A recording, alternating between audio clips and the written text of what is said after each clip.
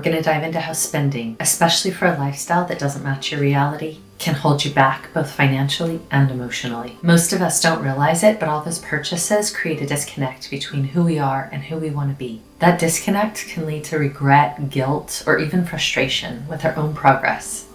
But here's the good news. Recognizing your own patterns is the first step toward change.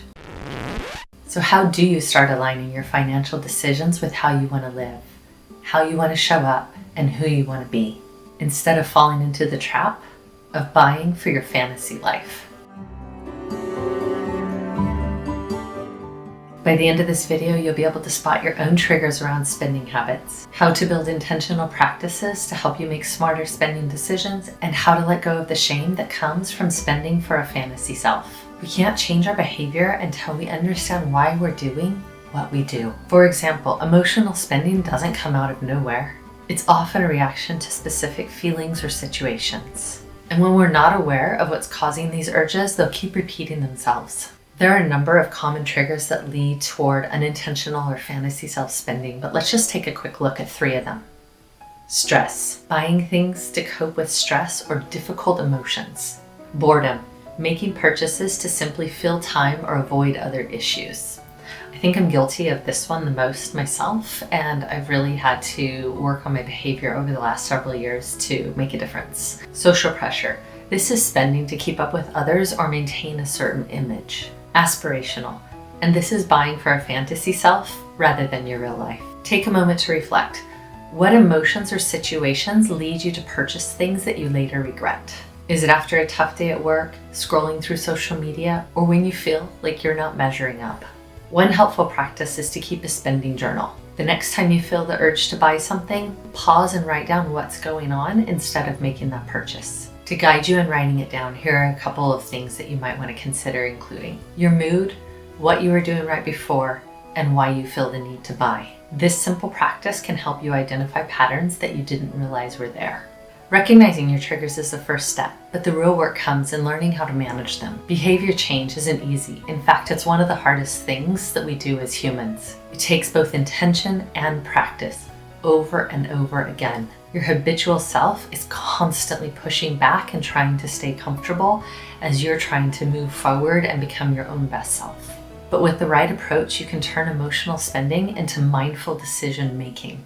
And I love framing it like that, from emotional spending to mindful decision making, because decision making signals to myself that I'm in control.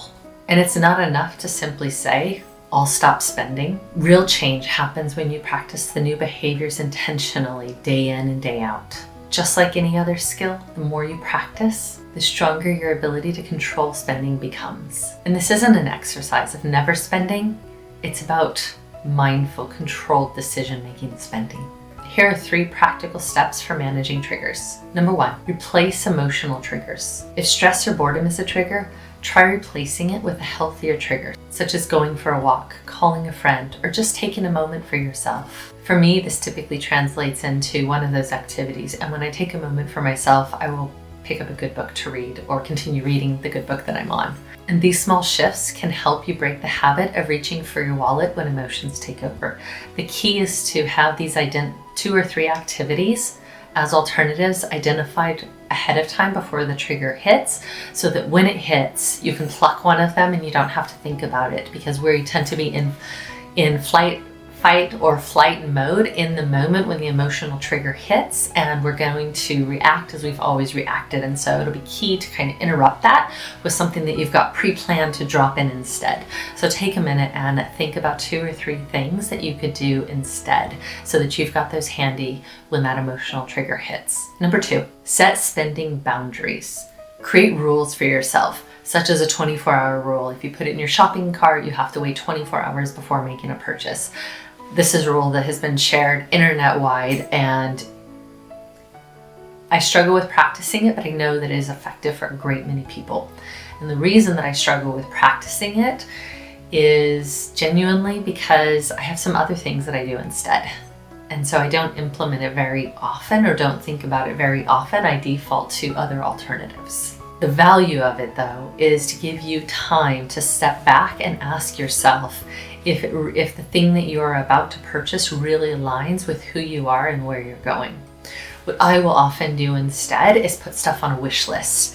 And then every so often I will go in and I will clear out my wish list. And I have realized over time that by doing it that way, I don't have it in the shopping cart in the first place, because stores and different companies are really good at sending you an email reminder that something's in your shopping cart. And so even if I have stalled for say 24 hours, I'll get that reminder and then it pushes it right back into my head. And it also takes me back to the moment where I had the trigger happen in the first place.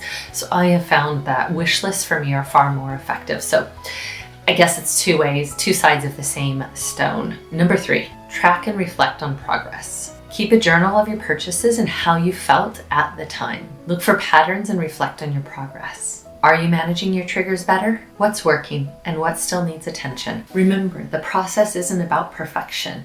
Humans aren't perfect. We're not meant to be. It is, though, about becoming more mindful and intentional with your spending. And each time you manage your triggers, your habitual self starts becoming a little bit more comfortable about who you're becoming.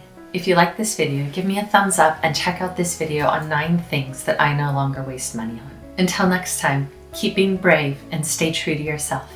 Bye.